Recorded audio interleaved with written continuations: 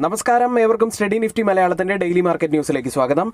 ഇന്ന് നവംബർ 21 വ്യാഴാഴ്ചയാണ്. ആദ്യം നമുക്ക് ഇന്നലെ ക്ലോസ് ചെയ്ത US മാർക്കറ്റുകളിൽ നിന്ന് ആരംഭിക്കാം. ഡൗ ജോൺസ് 0.32% നേട്ടത്തിലാണ് ഇന്നലെ ക്ലോസ് ചെയ്യുന്നത്.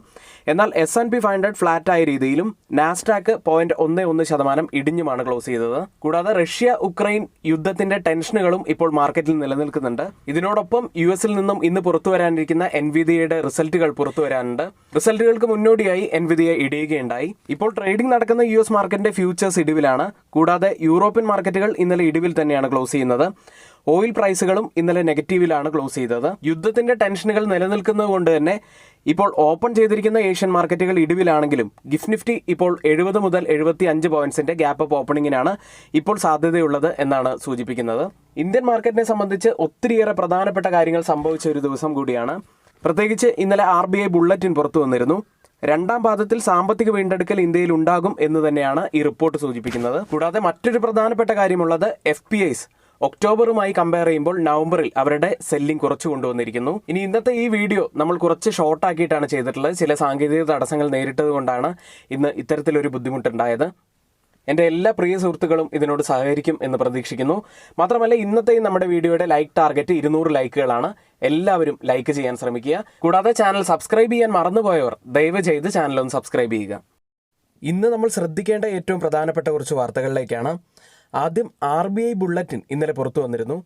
രണ്ടാം പാദത്തിന് ശേഷം സാമ്പത്തിക വീണ്ടെടുക്കൽ ഇന്ത്യയിൽ ശക്തി പ്രാപിക്കുന്നു എന്ന വളരെ പോസിറ്റീവായ ഒരു വാർത്തയിൽ നിന്നാണ് ആരംഭിക്കുന്നത്. ഇനി തുടർന്നു വരുന്ന കാലയളവിൽ വ്യാവസായിക വളർച്ച, പ്രത്യേകിച്ച് നിർമ്മാണ മേഖലയിൽ ശക്തമായ വളർച്ചയാണ് പ്രതീക്ഷിക്കുന്നത്. കൂടാതെ സേവന മേഖലയെക്കുറിച്ച് പറയുന്നത് ശക്തമായ വളർച്ച, തൊഴിലവസരങ്ങൾ സൃഷ്ടിക്കൽ, ഉയർന്ന ഉപഭോക്തൃ ബിസിനസ് ആത്മവിശ്വാസം എന്നിവ തുടരും.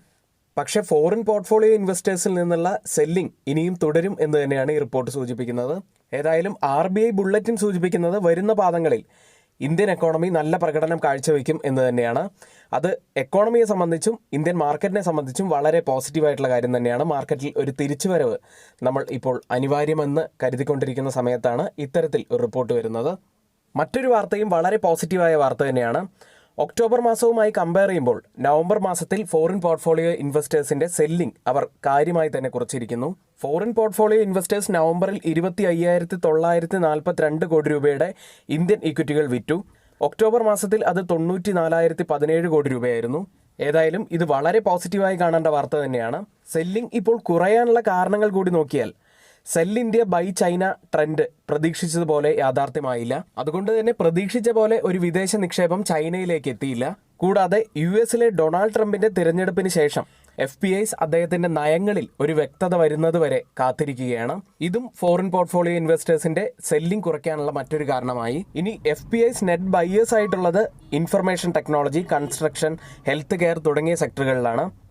അവർ സെല്ലിംഗ് തുടരുന്നത് oil and gas, financial services, FMCG, telecom sector തുടങ്ങിയവയിലുമാണ്. ഇനി മറ്റൊരു കാര്യമുള്ളത്, നമ്മുടെ മാർക്കറ്റ് ഓവർസോൾഡ് സിറ്റുവേഷനിലാണുള്ളത്. അതുകൊണ്ട് തന്നെ ഒരു തിരിച്ചുവരവ് ഏത് നിമിഷവും നമ്മുടെ മാർക്കറ്റിലുണ്ടായിരിക്കും. അതുകൊണ്ട് തന്നെ നിങ്ങൾ നല്ല സ്റ്റോക്കുകൾ തിരഞ്ഞെടുത്ത് ഇൻവെസ്റ്റ് ചെയ്യാൻ ശ്രമിക്കുക. നല്ല റിട്ടേൺ അതുവഴി നിങ്ങൾക്ക് ലഭിക്കുകയും ചെയ്യും. ഇനി ഒരുപക്ഷെ നമ്മുടെ സ്റ്റുഡൻസിന് സ്വന്തമായിട്ട് അനലൈസ് ചെയ്യാൻ അറിയില്ല, നിങ്ങൾക്ക് കൂടുതലായിട്ട് പഠിക്കണം, അല്ലെങ്കിൽ നിങ്ങൾക്ക് സ്റ്റോക്കുകൾ സെലക്ട് ചെയ്യണം എന്നൊക്കെ ഉണ്ടെങ്കിൽ നിങ്ങൾക്ക് ഞങ്ങളുടെ എഡ്യൂക്കേഷൻ ടെലഗ്രാം ചാനലിൽ ജോയിൻ ചെയ്യാവുന്നതാണ്. തൊട്ട് മുകളിൽ നമ്മളിവിടെ നൽകിയിരിക്കുന്ന വാട്സപ്പ് നമ്പറിൽ മെസ്സേജ് അയച്ച് നിങ്ങൾക്ക് ആ ഗ്രൂപ്പിൽ ജോയിൻ ചെയ്യാവുന്നതാണ്. ഇനി ഇന്നത്തെ സ്റ്റോക്ക് ന്യൂസുകളിലേക്കാണ്. പരിസ്ഥിതി സൗഹൃദ ഹരിതയാത്ര പ്രോത്സാഹിപ്പിക്കുന്നതിന് online travel tech platform BNC ഗ്രീനുമായി ഈസി ട്രിപ്പ് പ്ലാനേഴ്സ് ഒരു പങ്കാളിത്തത്തിൽ ഏർപ്പെടും. അടുത്തത് ഭാരതി എയർടെൽ എന്ന കമ്പനിയാണ്.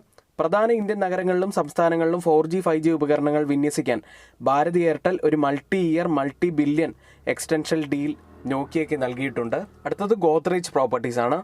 റിയൽ എസ്റ്റേറ്റ് ഡെവലപ്പർ കൊൽക്കത്തയിലെ ജോക്കയിൽ 53 ഏക്കർ ഭൂമി സ്വന്തമാക്കി. മറ്റൊരു കമ്പനി PSP പ്രൊജക്ട്സ് ആണ്. അദാനി ഗ്രൂപ്പ് PSP പ്രൊജക്ട്സിന്റെ 30.37% ഓഹരികൾ ഏറ്റെടുത്തു കഴിഞ്ഞു. മറ്റൊരു വാർത്തയുള്ളത് ഗാർഡൻ റീച്ച് ഷിപ്പ് ബിൽഡേഴ്സ് എന്ന കമ്പനിയെ കുറിച്ചുള്ളതാണ്. കമ്പനി 226.2 കോടി രൂപയുടെ പുതിയ ഒരു order transport department of west ബംഗാളിൽ നിന്ന് ലഭിച്ചിരിക്കുന്നു. ഇനി ഇന്ന് F&O സെഗ്മെന്റിൽ ബാനായ സ്റ്റോക്കുകൾ ആർത്തി industries, Aditya Birla fashion and retail, GNFC, granules India, Hindustan copper, Indraprastha gas തുടങ്ങിയവയാണ്. ഇന്ന് എക്സ് ഡിവിഡൻഡ് പ്രഖ്യാപിക്കുന്ന കമ്പനികൾ GMM, ഫോർഡുലർ, നെക്സസ് സെലക്ട് ട്രസ്റ്റ് തുടങ്ങിയവയാണ്. ഇന്നലെ മാർക്കറ്റിൽ സംഭവിച്ച ഏറ്റവും പ്രധാനപ്പെട്ട കുറച്ച് കാര്യങ്ങളിലേക്ക്. തുടർച്ചയായ 7 ദിവസത്തെ നഷ്ടത്തിന് ശേഷം മാർക്കറ്റുകൾ ഉയർന്നാണ് ക്ലോസ് ചെയ്യുന്നത്. റഷ്യക്കകത്ത് ഉക്രൈൻ വ്യോമാക്രമണം നടത്തിയതിനു ശേഷം ശക്തമായ റിക്കവറിക്ക് ശ്രമിച്ച ഇന്ത്യൻ വിപണിക്ക് ചൊവ്വാഴ്ച അടിതെറ്റി. രാവിലെ നല്ല നേട്ടത്തിലായിരുന്ന ഇന്ത്യൻ വിപണി ഒടുവിൽ ചെറിയ നേട്ടത്തിലാണ് ക്ലോസ് ചെയ്യുന്നത്. നിഫ്റ്റി 65 പോയിന്റ്സും സെൻസെക്സ് 239 പോയിന്റ്സും ബാങ്ക് നിഫ്റ്റി 263 പോയിന്റ്സും ഉയർന്നാണ് ക്ലോസ് ചെയ്യുന്നത്. സ്റ്റോക്കുകളിൽ M&M 5% ഉയർന്നു. ട്രെൻഡ് 3 ദിവസത്തെ നഷ്ടത്തിന് ശേഷം 2% ഉയർന്നു. ഇൻഷുറൻസ് പ്രൊഡക്റ്റുകൾ തെറ്റായി വിൽക്കുന്നു എന്ന ധനകാര്യമന്ത്രിയുടെ പ്രസ്താവന വന്നതോടെ ഇൻഷുറൻസ് സ്റ്റോക്കുകൾ ഇടിഞ്ഞു. അദാനി ഗ്രൂപ്പ് PSP പ്രോജക്ട്സ് ഏറ്റെടുക്കുമെന്ന വാർത്ത പുറത്തു വന്നതോടെ PSP പ്രോജക്ട്സ് 15% നേട്ടമുണ്ടാക്കി. നിഫ്റ്റിയിലേക്ക് 23,518 64 പോയിന്റ്സ് ഉയർന്നാണ് നിഫ്റ്റി ക്ലോസ് ചെയ്യുന്നത്. കഴിഞ്ഞ ഞായറാഴ്ചത്തെ വീഡിയോയിൽ നമ്മൾ കൃത്യമായി തന്നെ പറഞ്ഞിരുന്നു, ജൂൺ മാസത്തിൽ ക്രിയേറ്റ് ചെയ്ത ആ ഒരു വീക്ക്ലി പിൻബാറിന്റെ അപ്സൈഡിൽ ഒരു ഡിമാൻഡ് സോൺ ആവാൻ സാധ്യതയുണ്ട് എന്ന് പറഞ്ഞിരുന്നു. അവിടെ നിന്നാണ് കൃത്യമായിട്ട് നമുക്കൊരു റിവേഴ്സൽ ലഭിച്ചതും. ചൊവ്വാഴ്ചത്തെ റാലി ഒരു ഓവർസോൾഡ് ലെവലിൽ നിന്നുമുള്ള ഒരു പുൾ ബാക്ക് കൂടിയായിരുന്നു കണ്ടത്. RSI ഒരു ഓവർസോൾഡ് ലെവലിൽ തന്നെ 30-ലാണുള്ളത്. കൂടാതെ നിഫ്റ്റി ഇപ്പോൾ 200 ഡേ EMAക്ക് താഴെയായിട്ടാണ് വീണ്ടും ട്രേഡ് ചെയ്യുന്നത്. അതായത് ഒരു സമയത്ത് 200 ഡേ EMAക്ക് മുകളിൽ പോയെങ്കിലും നിഫ്റ്റി ഒടുവിൽ വീണ്ടും അതിന് താഴേക്ക് വന്നത് ഒരു നെഗറ്റീവ് ഫാക്ടർ തന്നെയാണ്. അതായത് ഇപ്പോഴും വീക്ക്നെസ് തന്നെയാണ് നിഫ്റ്റിയിൽ കാണുന്നത് എന്നർത്ഥം. ഇനി ഡെയിലി ചാർട്ട് നോക്കുകയാണെങ്കിൽ ഒരു ഗ്രേവ് സ്റ്റോൺ ഡോജിക്ക് സമാനമായ ക്യാൻഡിലാണ് ഫോം ആയിരിക്കുന്നത്. ഇത്തരത്തിലുള്ള ഓരോ ക്യാൻഡിലുകളും നമ്മൾ പ്രത്യേകം ശ്രദ്ധിക്കേണ്ടതാണ്. അപ്പോൾ ഇത്തരത്തിലുള്ള ധാരാളം കാര്യങ്ങളാണ് നമുക്ക് ട്രേഡിങ്ങിൽ നിർണായകമാവാറുള്ളത്.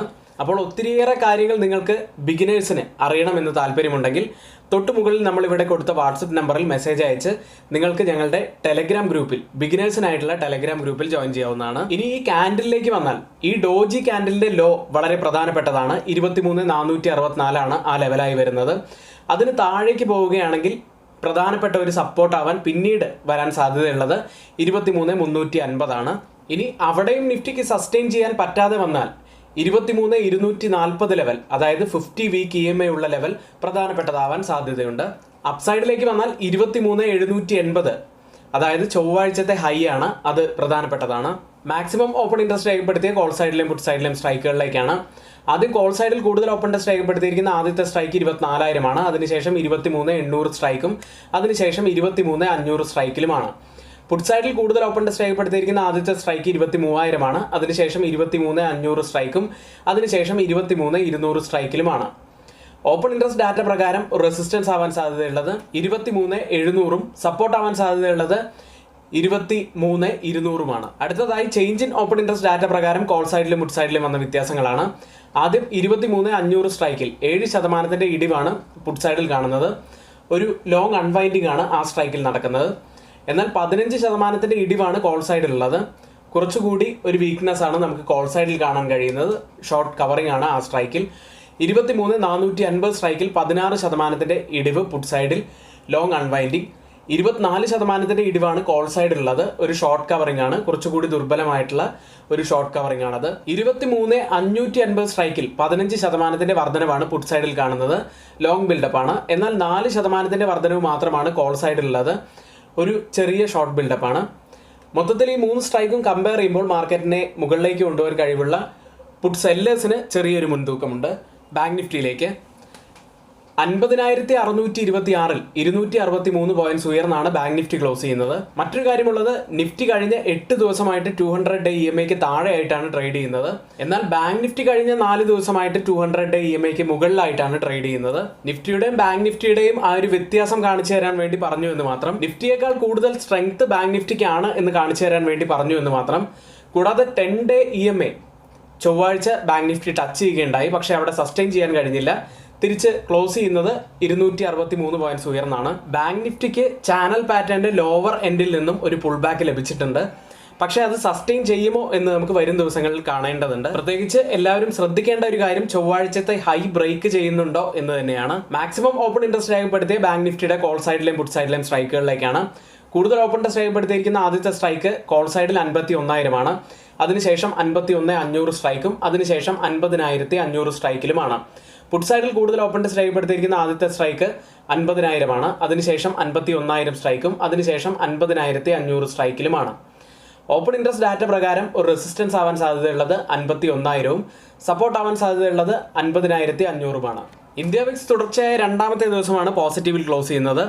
16.18 6.54% ഉയർന്നാണ് ക്ലോസ് ചെയ്യുന്നത്.